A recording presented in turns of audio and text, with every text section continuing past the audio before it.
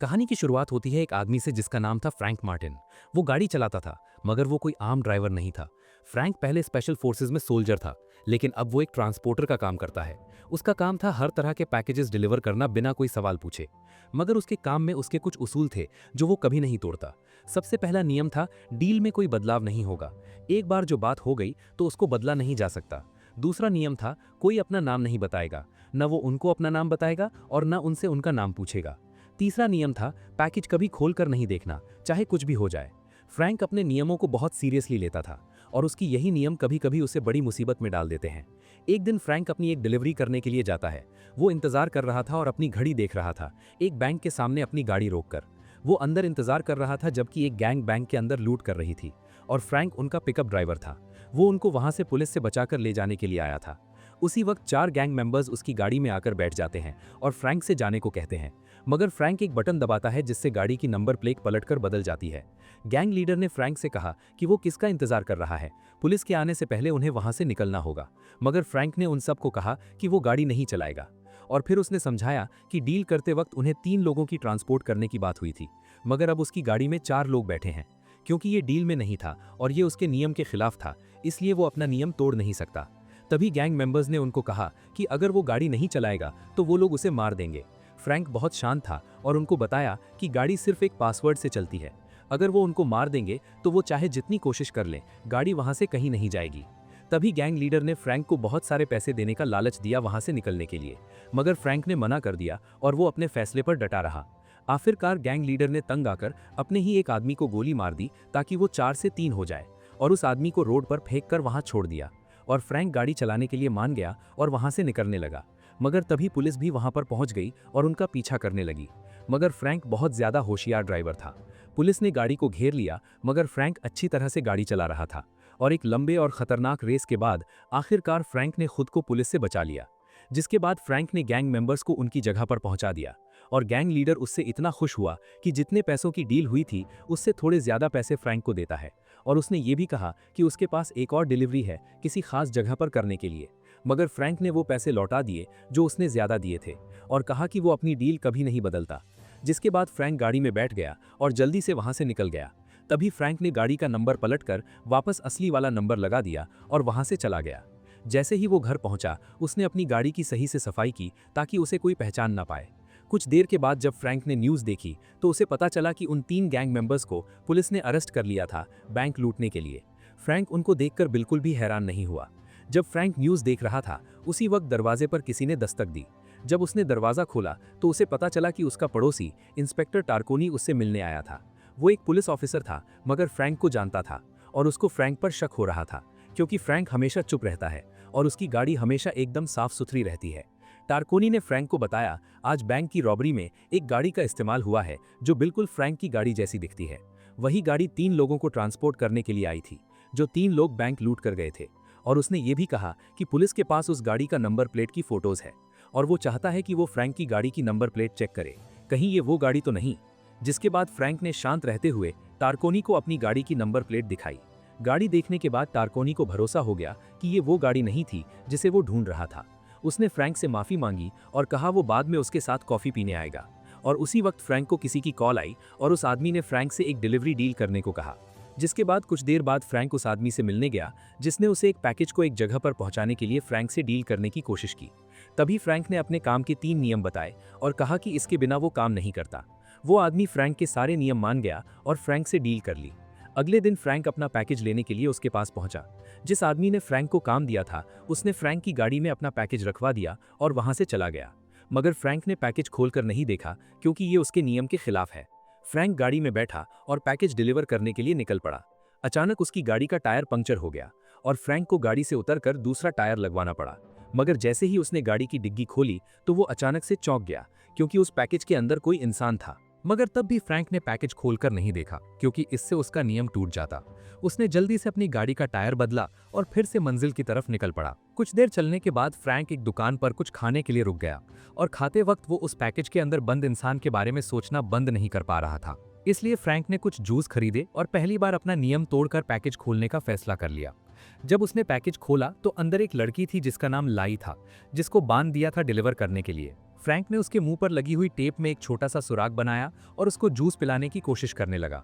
जिसके बाद उसने वापस लाई को पैकेज में बंद कर दिया और डिग्गी बंद कर गाड़ी में बैठकर वापस गाड़ी चलाने लगा। जैसे ही फ्रैंक आधे रास्ते तक पहुंचा तो उसने देखा कि लाई गाड़ी की डिग्गी में बहुत ज्यादा शोर मचा रही थी। तभी फ्रैंक ने गाड़ी रोकी और डिग्गी खोलकर लाई से बात करने की कोशिश करने लगा, मगर वो बहुत ज्यादा घबराई हुई थी। तभी लाई ने उससे कहा कि उसे वॉशरूम जाना है, तो फ्रैंक उस पर तरस आ गया और उसने लाई को एक रस्सी से बांधा और फिर उसे जंगल में जाने को कहा। कुछ देर के बाद फ्रैंक को शक होने लगा और जब उसने लाई को आवाज दी तो वहां से कोई जवाब नहीं आया। तभी फ्रैंक उसे देखने के लिए जंगल में चला गया, मगर उसे पता चला कि लाई ने रस्सी को एक पेड़ से बांध दिया था और वहां से भाग गई थी। तभी फ्रैंक जल्दी से उसे ढूंढने के लिए इधर उधर भागने लगा और थोड़ी देर बाद लाई उसे भागती हुई मिल गई। फ्रैंक बहुत गुस्सा था, मगर उसने लाई को पकड़कर उसे वापस गाड़ी में डाल दिया। मगर उसी वक्त दो पुलिस ऑफिसर्स फ्रैंक के पास गाड़ी देखने के लिए आ गए। उन्होंने लाई को बंधा हुआ देखा और उन्हें समझ आ गया कि वहां पर किडनैपिंग हो रही है। तभी एक ऑफिसर ने फ्रैंक पर हमला कर दिया, मगर फ्रैंक ने अपनी ट्रेनिंग का इस्तेमाल करते हुए उन दोनों को वहीं मारकर बेहोश कर दिया और वहां से निकल गया। जिसके बाद फ्रैंक आखिरकार उस जगह पहुंचा जहां पर उसे पैकेज डिलीवर करना था और वो उस आदमी से मिला जिसने पैकेज लेना था। उस आदमी ने फ्रैंक से पूछा कि क्या उसने पैकेज के अंदर खोलकर देखा है, मगर फ्रैंक ने मना कर दिया और कहा वो कभी पैकेज खोलकर देखता नहीं और उसे फर्क नहीं पड़ता उसके अंदर क्या है। मगर पैकेज लेने वाले उस आदमी को फ्रैंक पर शक हो गया। उसने फ्रैंक को एक और पैकेज डिलीवर करने का डील दिया और फ्रैंक मान गया। तभी उस आदमी ने फ्रैंक को उसके पैसे दिए और नया पैकेज उसकी गाड़ी में रखवा दिया।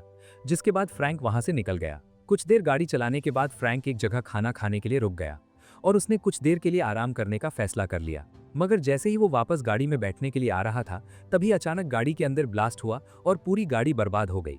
फ्रैंक को जल्द ही समझ आ गया था कि उस आदमी ने पैकेज के बहाने उसके गाड़ी में बॉम्ब रखवाया था फ्रैंक को मारने के लिए। फ्रैंक बहुत ज्यादा गुस्सा हो गया और उस आदमी से बदला लेने के लिए उसके घर वापस चला गया और चुपके से उसके घर में घुसकर उसे ढूंढने लगा। उसने सारे गार्ड्स को आसानी से संभाला और वहीं पर मार दिया। वो हर जगह पर उस आदमी को ढूंढ रहा था, मगर वो उसे कहीं नहीं मिला। इसी बीच लाई ने फ्रैंक को देख लिया था और वो भी वहां से भागने की कोशिश करने लगी। लाई किसी तरह से अपनी जान बचाकर उस घर से निकल गई जब फ्रैंक गार्ड्स को मार रहा था। सारे लोगों को खत्म करने के बाद फ्रैंक ने वहां पर एक गैराज खोला और वहां से एक गाड़ी चुराकर निकल गया। सड़क पर चलते हुए फ्रैंक अचानक चौंक गया जब उसने लाई को अपनी गाड़ी के अंदर देखा। उसने जल्दी से गाड़ी रोकी और लाई को बाहर सड़क के किनारे छोड़कर वहां से चला गया। वो बहुत गुस्से में था, मगर जल्द ही उसे बुरा लगने लगा। उसने अपनी गाड़ी वापस मोड़ी और लाई को अपनी गाड़ी में बिठाकर वहां से जाने लगा। कुछ देर बाद लाई फ्रैंक को अपने घर ले गया और उसे कुछ खाने को दिया और फिर सोने चला गया। जिसके बाद रात को लाई घर में इधर उधर घूमकर चीजें देखने लगी और उसे पता चल गया कि फ्रैंक एक सोल्जर हुआ करता था।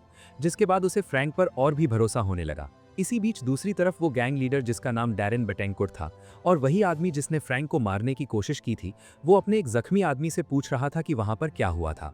तब उस आदमी ने बताया कि फ्रैंक बॉम्ब से मरा नहीं था और वो घर वापस आया था और उन पर हमला करके कई सारे आदमियों को मार दिया है। अगली सुबह फ्रैंक लाई को खाता है और लाई को ये सब कुछ बहुत अजीब लग रहा था, मगर उसके सामने बैठकर खाना खिलाती है।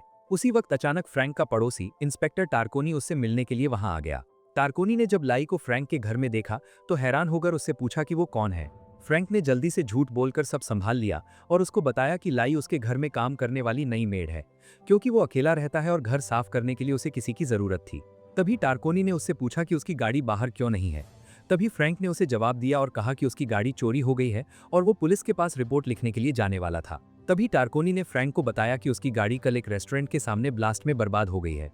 फ्रैंक ने ऐसा नाटक किया जैसे उसे कुछ पता नहीं है और टारकोनी से और सवाल करने लगा। तभी टारकोनी ने उससे कहा कि उसे फ्रैंक पर भरोसा है और शायद वो सच बोल रहा है, मगर उसे और लाई दोनों को पुलिस स्टेशन आकर गवाही देनी होगी और गाड़ी चोरी होने की रिपोर्ट भी लिखवानी होगी, और अगर पुलिस ने उनसे कुछ सवाल पूछे तो उनका जवाब भी देना होगा। फ्रैंक पुलिस स्टेशन आने के लिए मान गया। कुछ देर टारकोनी के जाने के बाद फ्रैंक ने लाई से बात की और उसे पता चला कि वहां पर कुछ गड़बड़ है। तभी अचानक डैरेन और उसके आदमियों ने फ्रैंक के घर पर हमला कर दिया। उन्होंने फ्रैंक पर एक मिसाइल दागी और लगातार उसके घर पर गोलियां चलाते रहे। फ्रैंक जल्दी से लाई को बेसमेंट में ले गया और वो दोनों नीचे गटर के रास्ते से वहां से निकल गए और किसी को खबर तक नहीं हुई। कुछ देर के बाद जब फ्रैंक को लगा कि वो अब सुरक्षित है, वो जल्दी से तारकोनी से मिलने पुलिस स्टेशन गए, मगर तारकोनी को पहले से पता चल चुका था कि फ्रैंक के घर पर किसी ने मिसाइल से हमला किया है। तारकोनी फ्रैंक से कुछ सवालात करने लगा उस हमले के बारे में। फ्रैंक ने इंस्पेक्टर तारकोनी को बताया कि वो और लाई बाहर किसी काम से गए थे और जैसे ही वो वापस आए तो पूरा घर जल चुका था। मगर तारकोनी ने फ्रैंक से घर पर गोलियां चलने के बारे में पूछा। तब फ्रैंक ने जवाब दिया कि वो घर पर नहीं था और वो उन आदमियों के बारे में कुछ नहीं जानता। तभी अचानक तारकोनी को उसके बॉस की कॉल आई और वो उससे बात करने के लिए बाहर चला गया। फ्रैंक और लाई ऑफिस में अकेले थे। तभी लाई उठकर तारकोनी की कुर्सी पर जाकर बैठ गई और उसकी कंप्यूटर में डैरन के बारे में पुलिस रिकॉर्ड्स देखने लगी। उनको डैरन के बारे में काफी कुछ पता चल गया।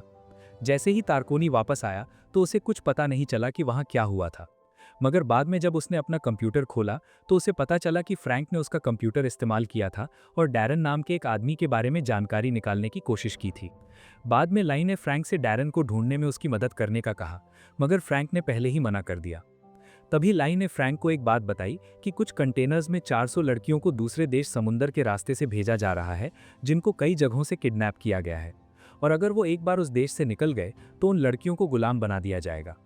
और उसने ये भी बताया कि उसका बाप और भाई उन्हीं किडनैप किए गए लोगों में उन कंटेनर्स में बंद हैं। लाई फ्रैंक से मिन्नतें करने लगी कि उसे अपने फैमिली को बचाने में उसकी मदद करे। फ्रैंक ने जब ये सारी बातें सुनी तो उसे एहसास हुआ और वो उसकी मदद करने के लिए तैयार हो गया। कुछ देर बाद फ्रैंक और लाई डैरन के ऑफिस चले गए। वहां जाकर फ्रैंक ने डैरन के सर पर बंदूक रख दी और लाई उन कंटेनर्स के बारे में डिटेल्स देखने के लिए फाइल्स ढूंढने लगी। तभी अचानक डैरन ने लाई को धमकाते हुए कहा कि उसका बाप ऑफिस आ रहा है और अगर उसने लाई को पकड़ लिया तो उसे सख्त सजा देगा। ये सुनकर फ्रैंक हैरान हो गया, क्योंकि लाई ने उसे बताया था कि उसका बाप उन कंटेनर्स में किडनैप हुए लोगों के साथ बंद है।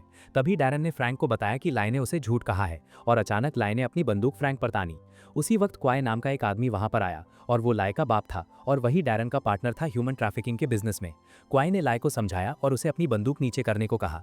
जब लाई ने बंदूक नीचे की तब क्वाय ने अपने आदमियों को फ्रैंक को मारने का हुक्म दिया, मगर जैसे ही वो फ्रैंक को मारने वाले थे डैरन ने उन्हें रोक दिया, क्योंकि उसे पता चल गया था कि इंस्पेक्टर टारकोनी उन सब और फ्रैंक और लाई के बीच में हुए सारी बातों की जांच कर रहा है। इसलिए उसने टारकोनी को वहां पर बुलाया और जैसे ही वो वहां पहुंचा डैरन ने उसे कहा कि फ्रैंक को लाई को किडनैप करने के इल्जाम में उसे गिरफ्तार कर लो। उसने फ्रैंक पर इल्जाम लगाया कि वो लाई को छोड़ने के बदले वहां पर पैसे लेने आया था। जब टारकोनी ने फ्रैंक को वहां पर बेहोश देखा तो उसे कुछ अजीब लगा, मगर वो वहां पर कुछ कर नहीं सकता था और मजबूरी में उसे फ्रैंक को गिरफ्तार करना पड़ा और वहां से जाने के बाद फ्रैंक को जेल में डाल दिया। कुछ देर के बाद जब फ्रैंक होश में आया तभी टारकोनी ने उसे सब कुछ बता दिया। फ्रैंक ने उसे जवाब दिया और उस कंटेनर के बारे में बताया जहां से 400 किडनैप की गई लड़कियों को दूसरे देश भेजा जा रहा था और फिर उनको दूसरे देश में बेचकर गुलाम बनाने वाला था। तभी फ्रैंक ने टारकोनी से उसे जाने देने को कहा क्वाई को रोकने के लिए, ताकि वो उन सभी लड़कियों को बचा सके, क्योंकि वो पुलिस से ज्यादा तेज काम कर सकता है। टारकोनी ने उसकी मदद करने के लिए मान गया और उसने फ्रैंक से खुद को बंदी बनाने को कहा। इसके बाद वो नाटक करने लगा और सारे पुलिस वालों को फ्रैंक को पुलिस स्टेशन से जाने देने को कहा। जैसे ही फ्रैंक पुलिस स्टेशन से निकल गया उसने एक छोटी सी बोट ली और उस समुद्री जहाज की तरफ निकल गया। जैसे ही वो वहां पहुंचा क्वाई और डैरन के आदमियों ने फ्रैंक से लड़ने की कोशिश की, मगर फ्रैंक ने उन सभी को वहीं पर खत्म कर दिया। मगर जब क्वाई और डैरन को पता चला कि फ्रैंक जहाज पर पहुंच चुका है, दोनों ने जल्दी से अपना प्लान बदल दिया। उन्होंने सारी किडनैप की हुई लड़कियों को जहाज से नीचे उतारा और बड़े से कंटेनर्स में उनको बंद कर दिया और 2 बड़े ट्रक्स पर उन कंटेनर्स को लगा दिया और वो ट्रक्स कई सारी गाड़ियों के साथ वहां से निकल गए और उन गाड़ियों में डैरन के आदमी बैठे हुए थे। फ्रैंक अभी भी लोगों से लड़ रहा था और उसने किसी तरह उन सबको हराकर ट्रक्स का पीछा करने के लिए वहां से एक गाड़ी में बैठकर निकल गया। फ्रैंक तेजी से उन 2 ट्रक्स का पीछा कर रहा था, मगर अचानक उसकी गाड़ी खराब हो गई। तभी पास में फ्रैंक ने एक छोटे से जहाज को उड़ते हुए देखा। जैसे ही वो उस जहाज के पास पहुंचा उसने उस आदमी को धमकी दी और उससे जहाज उड़ाने को कहा ताकि वो ट्रक्स के पास पहुंच सके। फ्रैंक तेजी से जहाज में उन 2 ट्रक्स का पीछा कर रहा था और जैसे ही वो कंटेनर्स के पास पहुंचा उसने एक पैराशूट लेकर जहाज से नीचे छलांग लगा दी और अपने पैराशूट को हवा में संभालते हुए वो एक कंटेनर के ऊपर जाकर लैंड हो गया। उसी वक्त फ्रैंक ने पास में चल रही गुंडों की गाड़ी पर अपना पैराशूट फेंक दिया, जिसकी वजह से उस गाड़ी की टक्कर हो गई और उसमें सारे लोग वहीं पर खत्म हो गए। जिसके बाद फ्रैंक ने उस कंटेनर के ड्राइवर को गाड़ी से बाहर फेंक दिया और खुद ट्रक चलाने लगा, मगर वो चौंक गया जब उसने डैरन को उसी ट्रक के अंदर अपने साथ देखा।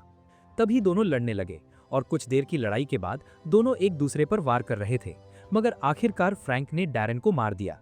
फ्रैंक ने फिर जाकर ट्रक को सड़क के किनारे रोका, मगर जैसे ही वो ट्रक से बाहर आया क्वाई वहां आ गया और फ्रैंक पर अपनी बंदूक रख दी। फ्रैंक के पास सरेंडर करने के अलावा और कोई रास्ता नहीं था। तभी क्वाई फ्रैंक को एक सुनसान जगह पर ले गया और वहां पहुंचकर क्वाई ने फ्रैंक को मारने की कोशिश की, मगर अचानक किसी ने क्वाई को गोली लगा दी। जब क्वाई ने पीछे मुड़कर देखा तो उसे एक झटका लगा, क्योंकि उसे मारने वाला कोई और नहीं उसकी खुद की बेटी लाई थी। अपने बाप को मारकर लाई को बहुत दुख हो रहा था और अंदर से टूट गई। तभी फ्रैंक ने उसे गले लगाया और उसे शांत करने की कोशिश की। इसी बीच इंस्पेक्टर टारकोनी और पुलिस ने सारी किडनैप की गई लड़कियों को ट्रक से निकालकर आजाद कर दिया। फ्रैंक ने अपना काम पूरा कर दिया, सारी लड़कियों को बचाकर और अपने दुश्मन से बदला लेकर। और इसी के साथ कहानी यहाँ पर खत्म हो जाती है। अगर ये वीडियो पसंद आई हो तो लाइक कर देना, चैनल को सब्सक्राइब कर देना। मिलते हैं अगली वीडियो में।